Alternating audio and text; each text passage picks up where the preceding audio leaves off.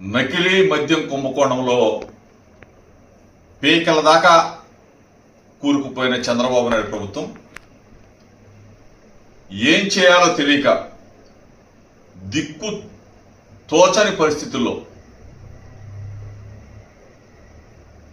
ఎవరో ఒకరి మీద ఈ నెపం నెట్టేయాలా, ఎవరో ఒకరిని ఈ కేసులో ఇరికించాలా.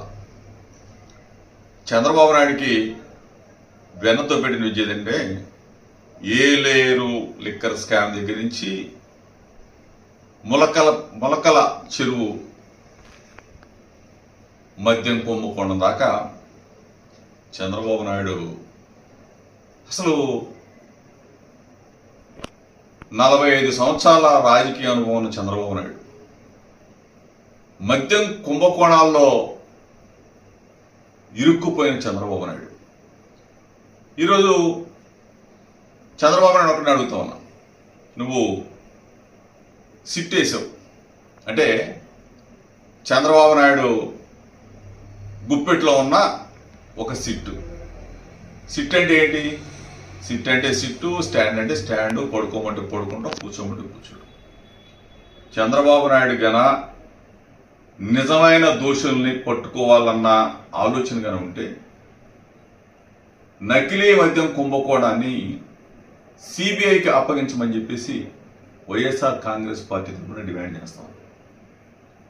చంద్రబాబు నాయుడు ఏ విధంగా దిగజారాడంటే నకిలీ మద్యంతో పేద ప్రజల బ్రతుకులు చిదిమేసే స్థాయికి ఈ కూటమి ప్రభుత్వం దిగజారిపోయింది. ఎక్కడ చూసినా నకిలీ డిస్టిలరీలు, నకిలీ మందు తయారీ ఫ్యాక్టరీలు, నకిలీ మందు తయారు చేసే ఒక కుటీర పరిశ్రమలాగా చంద్రబాబు నాయుడు తెలుగుదేశం పార్టీ ఈ వ్యవస్థను ఎంచుకుంది. నకిలీ మద్యం తయారు చేయటం, కుటీర పరిశ్రమ మొదలు పెట్టడం, అక్కడి నుంచి గాంధీ షాపులకి, బార్లకి, బెల్ట్ షాపుల ద్వారా ప్రతి గడపకి కూడా నకిలీ మద్యం.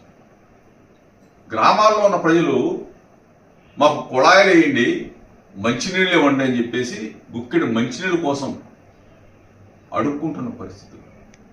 మంచినీళ్ళు ఇవ్వలేము మేము, మందు అయితే ఇస్తామని చెప్తున్నాడు, నకిలీ మద్యం ఇస్తామన్నాడు చంద్రబాబు నాయుడు ప్రభుత్వం. ఇంతగా దిగజారిపోయి చంద్రబాబు నాయుడు ప్రభుత్వం చేసే ఇటువంటి రోత ప్రక్రియ ప్రజలందరూ అసహించుకుంటారు.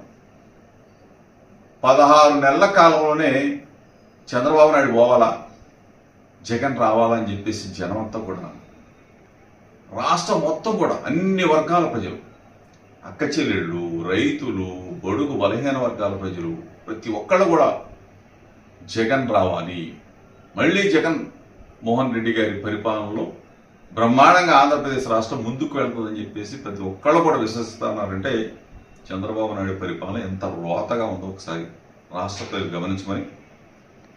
ఈ సిట్టు నీ వేసిన సిట్టుని తీసేసి ఎక్కడన్నా పెట్టేసి, నీకు విలువలుంటే, విశ్వసనీయత ఉంటే చంద్రబాబు నాయుడికి ఒకటే చెప్తాను, సిబిఐ దర్యాప్తుని కోరమని చెప్పేసి మేము అడుగుతా ఉన్నాం, మేము డిమాండ్ చేస్తా ఉన్నాం. నువ్వు నిబద్ధత గల రాజకీయ నాయకుడు అయితే, నిబద్ధత గల ముఖ్యమంత్రి అయితే సిబిఐకి ఈ కేసును అప్పగించమని చెప్పేసి డిమాండ్ చేస్తాం.